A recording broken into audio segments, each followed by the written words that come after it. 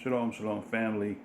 This is your brother Kazakya, and I always like to bring some knowledge to the masses, those who are interested in knowledge.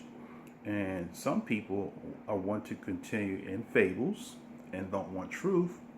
This video is not for you. Those that want truth, that want to know the truth and want to know the truth straightway, there is an article on the Encyclopedia of Britannica.com, which a lot of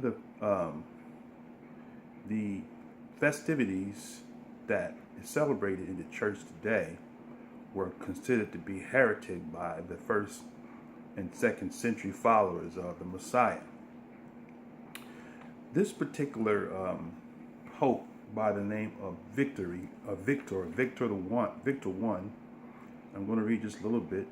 It says here that he was born in Africa and died in 199 in Rome on the feast day, actually. Okay, so now what the world is celebrating today, this morning, this is the first day of the month of Abib. Oh, actually, I'm wrong. I'll take that back. This is the first day of the pagan month, April, which is different from the month of Abib, right? So they are celebrating a festivity called Easter. Okay.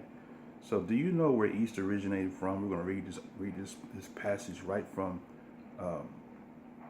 the Britannica Encyclopedia, and it says, Saint Victor I was born in Africa, died in 199 in Rome on the feast day on July 28th.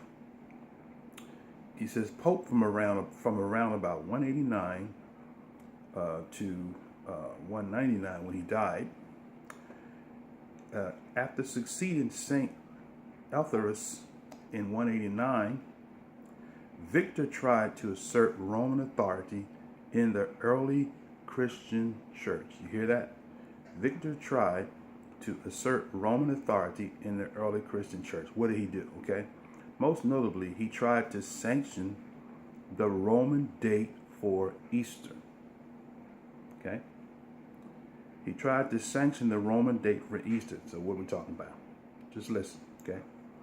Over that celebrated by the Quartodecimans of Asia Minor, excuse me, who kept the holy day on the 14th of Nisan rather than on the following Sunday, right? See that? Victor threatened Polycrates, who was the bishop of Ephesus, and other bishops of Asia Minor with excommunication, right? If they did not abandon their practices. What practices? If they did not abandon celebrating the Passover, Pesach, on the 14th day of Nisan.